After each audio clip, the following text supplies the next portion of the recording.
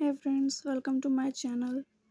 Friends, इस video में हम लोग जो लक्ष्मीकांत की जो बुक है पॉलिटी की, उसका जो सेकंड चैप्टर है वो है संविधान का निर्माण, मेकिंग ऑफ द कॉन्स्टिट्यूशन। तो ये हम देखेंगे। तो चलिए स्टार्ट करते हैं। फ्रेंड्स, अगर संविधान निर्माण की अगर बात की जाए तो उसमें पहले संविधान सभा की मांग ये जान लेते हैं कि भारत में संविधान सभा के गठन का विचार वर्ष 1934 में पहली बार एम.एन. रॉय ने रखा। रॉय भारत में वामपंथी आंदोलन के प्रखर नेता थे।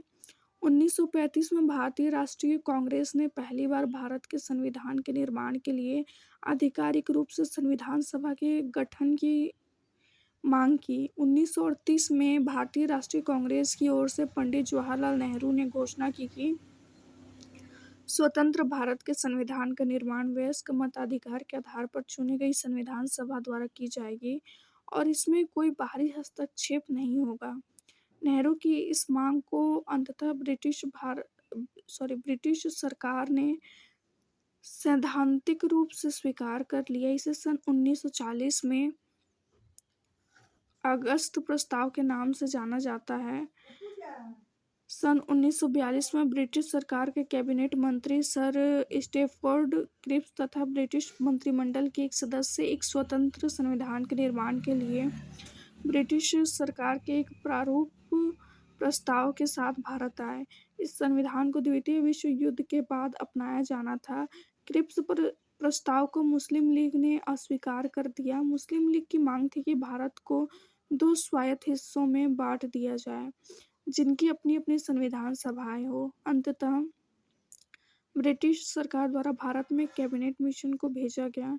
इस मिशन ने दो संविधान सभाओं की मांग को ठुकरा दिया, लेकिन उसने ऐसी संविधान सभा के निर्माण की योजना सामने रखी जिसने मुस्लिम लीग को काफी हद तक संतुष्ट कर दिया। संविधान सभा का गठन कैबिनेट मिशन योजना द्वारा सुझाए गए प्रस्तावों के तहत नवंबर 1946 में संविधान सभा का गठन हुआ। योजना की विशेषताएं थी: संविधान सभा की कुल सदस्य संख्या 389 होनी थी। इनमें से 296 सीटें ब्रिटिश भारत और 93 सीटें देशी रियासतों को आवंटित की जानी थी। ब्रिटिश भारत को आवंटित की गई 296 सीटों में 292 सदस्यों का चयन 11 गवर्नरों के प्रांतों और 4 का चयन मुख्य आयुक्तों के प्रांतों प्रत्येक में से एक से किया जाना था। हर प्रांत व देशी रियासतों अथवा छोटे राज्यों के मामले में राज्यों के समूह को उनकी जनसंख्या के अनुपात में सीटें आवंटित की जानी थी। मोटे तौर पर कहा जाए तो प्रत्येक 10 लाख लोग पर एक सीट आवंटित की जानी थी। प्रत्येक ब्रिटिश प्रांत को आवंटित की गई सीटों का निर्धारण 3 प्रमुख समुदायों के बीच उनकी जनसंख्या के अनुपात में किया जाना था। ये 3 समुदाय थे: मुस्लिम, सिख व सामान्य मुस्लिम और सिख को छोड़कर। प्रत्येक समुदाय के प्रतिनिधियों का चुनाव प्रांतीय असेंबली में उस समुदाय के सदस्यों द्वारा किया जाना था और एकल संक्रमणीय मत के माध्यम से समानुपातिक प्रतिनिधित्व तरीके से मतदान किया जाना था। देशी रियासतों के प्रतिनिधियों का चयन रियासतों के प्रमुखों द्वारा किया जाना था।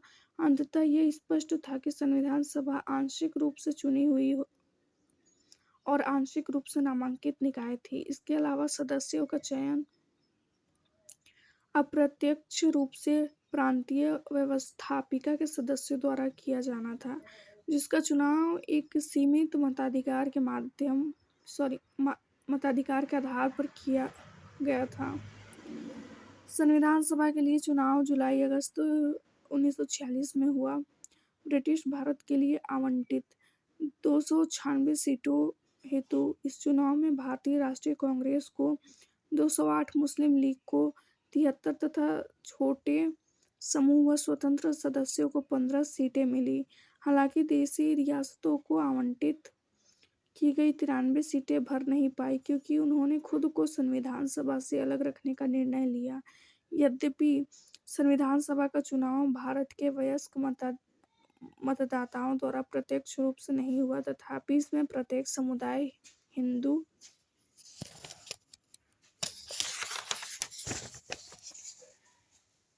मुस्लिम, सिख, पारसी, आंग्ल भारतीय, भारतीय ईसाई, अनुसूचित जाति, अनुसूचित जनजाति के प्रतिनिधियों की जगह मिली।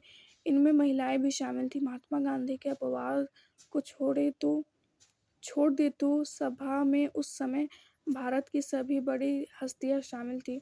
तो फ्रेंड्स, इस वीडियो में इतना ही। इसका सेकेंड पार्ट भी आएगा, तो प्लीज़ वीडियो को लाइक करें, शेयर करें एंड सब्सक्राइब करें। Thank you.